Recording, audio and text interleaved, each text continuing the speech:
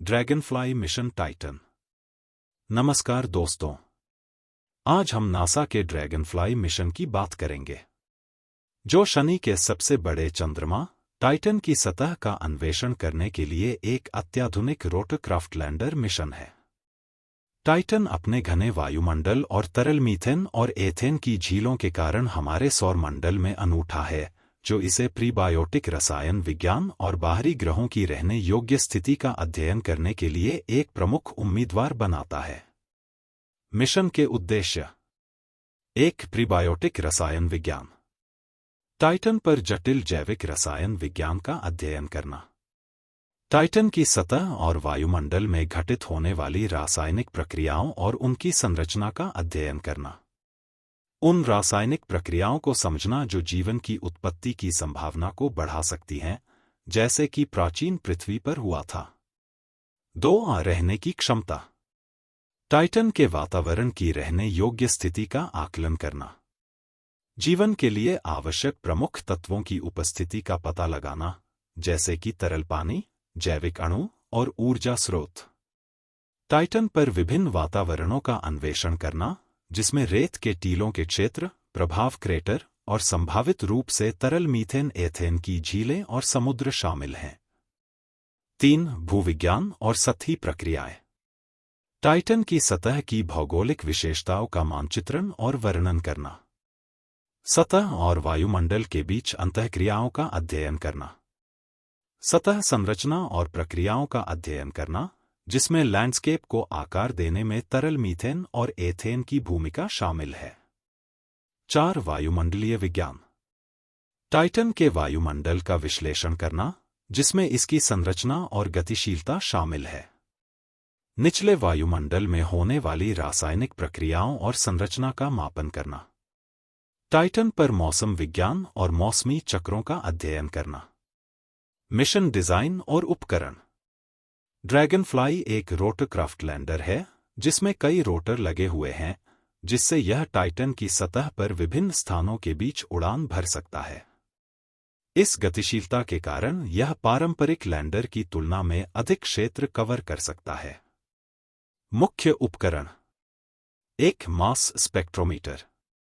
सतह और वायुमंडलीय नमूनों की रासायनिक संरचना का विश्लेषण करता है। जैविक अणुओं और अन्य यौगिकों की पहचान करता है। 2, गामा रे और न्यूट्रॉन स्पेक्ट्रोमीटर।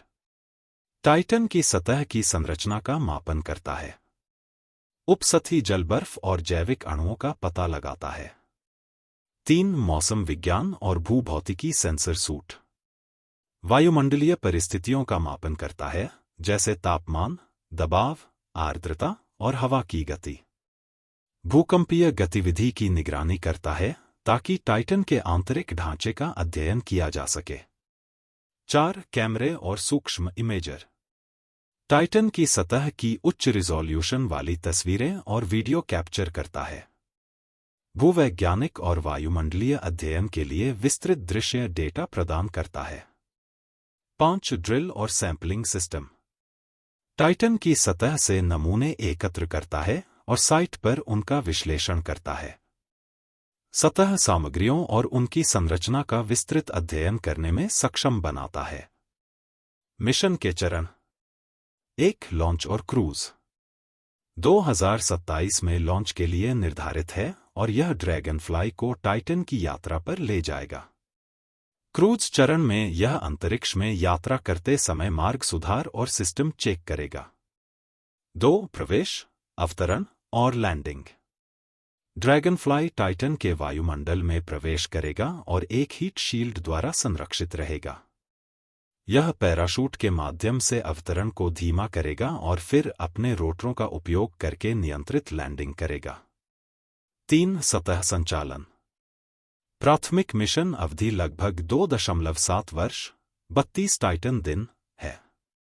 ड्रैगनफ्लाई कई उड़ानें करेगा, एक उड़ान में 8 किलोमीटर तक की यात्रा करेगा। यह टाइटन की सतह पर विभिन्न स्थानों का अन्वेषण करेगा, जिसमें रेत के टीलों, प्रभाव क्रेटरों और संभवतः तरल झीलों के क्षेत्र शामिल हैं। महत्व और संभावित खोजें। प्रीबायोटिक रसायन विज्ञान और जीवन की उत्पत्ति। ड्रैगनफ्लाई द्वारा टाइटन की जैविक रसायन विज्ञान का अध्ययन हमें जीवन की उत्पत्ति की रासायनिक प्रक्रियाओं को समझने में मदद करेगा। यह हमें उन प्रक्रियाओं को समझने में मदद करेगा जो जीवन की उत्पत्ति की संभावना को बढ़ा सकती हैं।